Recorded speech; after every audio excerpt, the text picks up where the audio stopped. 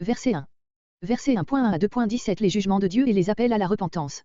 Joël n'indique pas, comme la plupart des autres prophètes, 10 sur 16, le souverain sous lequel il prophétise. Nous avons expliqué les raisons qui nous font penser que c'est sous Joël, 877 à 833 avant Jésus-Christ. Verset 2. Verset 2 à 20 La calamité actuelle. Verset 2 à 12 Description du fléau. Les habitants du pays. Ce sont, comme le montre la suite, les habitants du royaume de Juda. Les vieillards sont apostrophés comme dépositaires des souvenirs nationaux. On sait combien les Kempeniubs conservent précieusement la tradition. Verset 4. L'insecte communément appelé la sauterelle est le criquet voyageur, Acridium peregrinum. Les criquets sont agiles, ils marchent mal, mais ils sautent avec facilité. Ils voyagent par bandes de pays en pays. Leurs mandibules sont armées d'un grand nombre de dents aiguës. Par les 4 noms que le prophète donne ici à ces insectes, nous entendons les différents états que traverse la même sauterelle pour arriver à l'état parfait.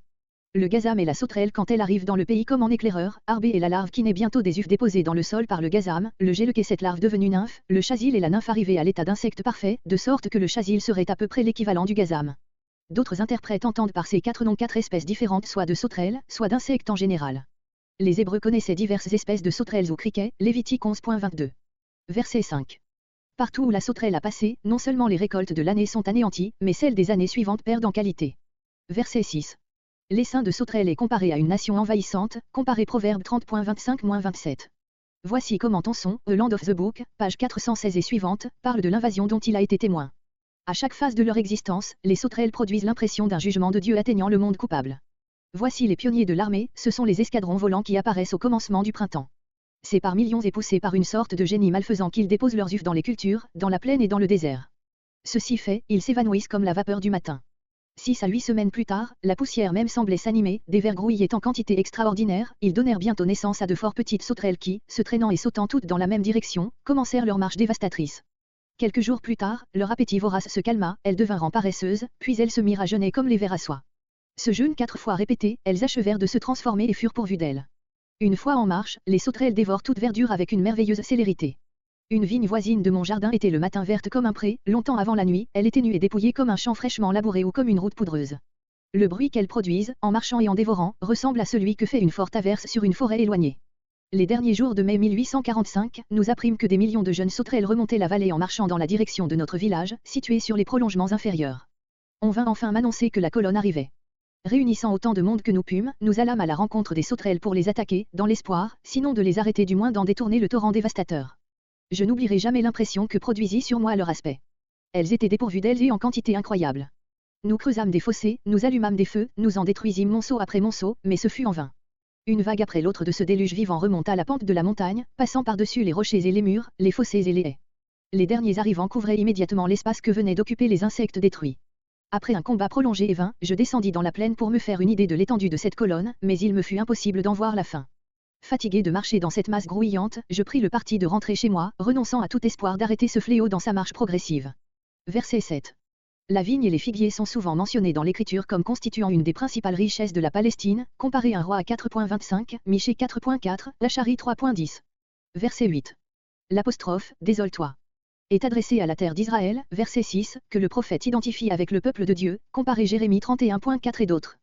Une vierge, soit dans le sens de fiancée, soit désignant ici une très jeune femme qui perd son mari dès les premiers jours après le mariage. Verset 9. Le service même de l'Éternel est en souffrance par cette calamité. Les sacrifices de victimes peuvent bien encore être offerts, mais les offrandes et les libations qui proviennent des produits du sol cessent tout à fait. De là aussi le deuil des sacrificateurs. Ce passage prouve que le culte officiel de l'Éternel était en vigueur à l'époque où vivait le prophète de sorte qu'une interruption même partielle du rituel prescrit était un sujet de douleur publique. Verset 12. Le grenadier est un fort buisson épineux, il en existe plusieurs variétés en Palestine.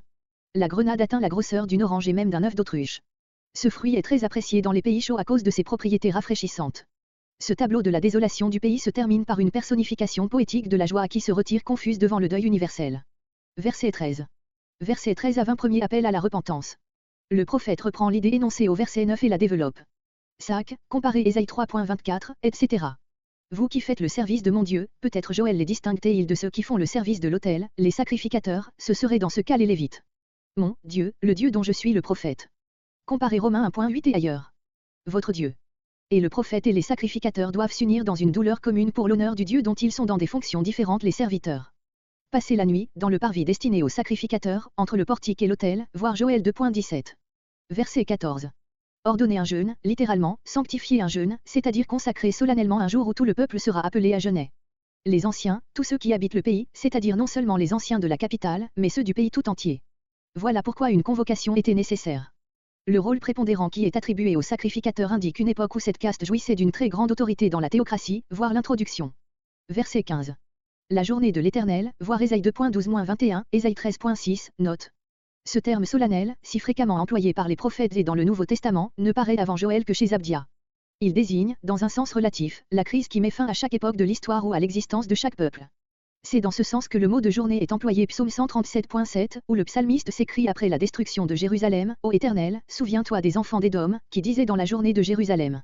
Dans le sens absolu du mot, ce terme désigne la crise finale qui terminera le développement de l'humanité sur la terre. Dieu juge successivement dans le cours de l'histoire tout ce qui s'élève contre lui, ce ne sont là pourtant que des jugements partiels, incomplets, provisoires, qui préludant à l'acte divin par lequel tout ce qui s'est élevé sera abattu et tout ce qui a été opprimé sera relevé. Ésaïe 13.6 reproduit presque textuellement ce passage de Joël, à l'occasion du jugement de Dieu sur Babylone. Est proche. La journée de l'Éternel, que Joël voit approcher pour Israël, est celle du jugement final de ce peuple, jugement dont cette invasion de sauterelles est à ses yeux le prélude et la menace. Le regard des prophètes, passant sur la distance du temps, met en relation chaque jugement particulier avec la crise dernière. Nous retrouvons le même phénomène dans les prophéties du Nouveau Testament relatives au retour de Christ et à la fin des choses. Fait par le Tout-Puissant, Joël remonte de la cause naturelle jusqu'au Tout-Puissant qui opère ce ravage par son agent visible. Il y a ici un jeu de mots, ravage et puissant étant fort semblable en hébreu, sho, shaddaï. Verset 16. Réunion du malheur privé et du malheur public. Verset 17. Au fléau des sauterelles est venu s'ajouter celui de la sécheresse.